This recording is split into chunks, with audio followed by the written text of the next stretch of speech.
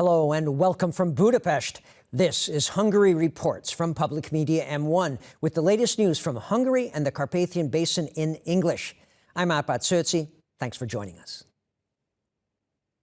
More and more people are getting infected with coronavirus and dying from it, not just in Hungary, but in all of Europe. Just last week, it's reported that 24,000 deaths were in the World Health Organization's Europe region alone. Experts are asking everyone to get vaccinated, if they haven't done so yet, in order to beat this fourth wave of the disease.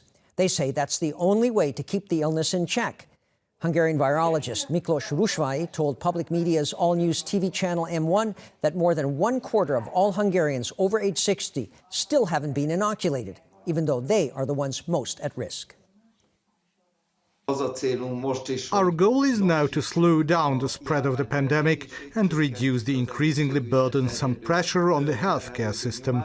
And since we have already gotten to know how to flatten the pandemic curve, besides current measures, it could also be made mandatory to wear medical masks in stores and at certain public offices, as well as having to present your immunity certificate.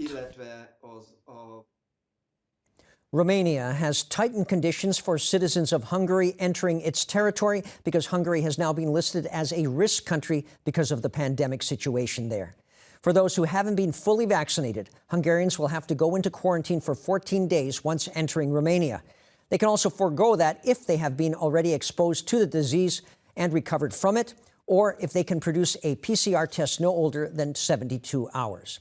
The quarantine also doesn't apply to those who commute between the two countries because of work or schooling. Hungarians don't have to fear about possible power cuts like those threatening Western and Southern Europe as the energy crisis hits the continent. That, according to the head of the ruling Fidesz party's delegation to the European Parliament. Tamás Deutsch told Public Media's Kossuth Radio that Hungary's energy supply is secure thanks to a long-term energy contract the country has with Russia.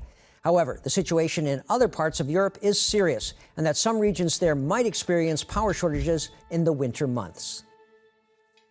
In contrast to the tens of millions of citizens in Southern Europe and Western Europe, we are also out of harm's way because we are not threatened by any of the conditions they face, since we secured a long-term deal with the Russians for a 10-year plus 5-year option for natural gas supplies.